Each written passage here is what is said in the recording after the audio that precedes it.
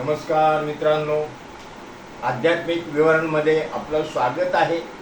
दारिद्र्य ग्रहदोष संपण्यासाठी आजचा विषय आहे। तर बुधवारी हा आपला उपाय करायचा आहे। उपाय आहे, सर्व देवांमध्ये प्रथम श्री गणेशाची पूजा केली जाते व बुधवारी श्री गणेशाची पूजा करण्याचा रिवाज आहे।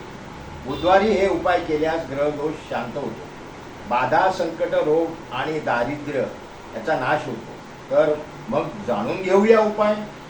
बुधवारी सकाळी उठून स्नानादी कामे आटपून श्री गणेशाची मंदिरात जाऊन 11 जोड्या दुर्वाच्या गणपतीला वाहाव्या।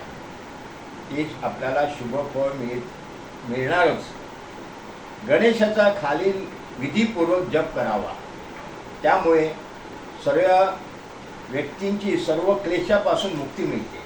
जप सुरू करण्या अगोदर संकल्प करणं आवश्यक आहे।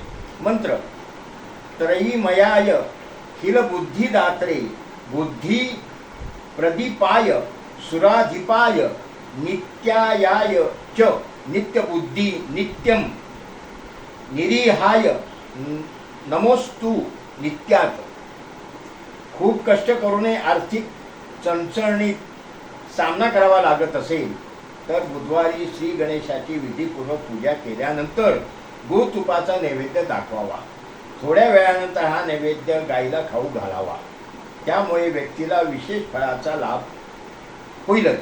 बुधवारी श्री गणेशाची श्वेत प्रतिमा स्थापन करावी, त्यामुळे घरातील सारी नकारात्मक ऊर्जा नाहीशी पावेल। घरात बाहेरच्या बाधेची कधी छाया राहणार नाही। घरात सतत भांडणे होत असतील तर कुटुंबात सुख शांती राहत नाही। यासाठी बुधवारी दुर्वेपासून प्रतीकात्मक प्रतिमा बनवून ती घरातील देवघरात स्थापित करा। नंतर रोज तिची पूजा करा। गाईला ताजे गवत खाण्यास द्या, त्यामुळे सर्व दोष तुमच्यावर कृपा दृष्टी सदैव राहील।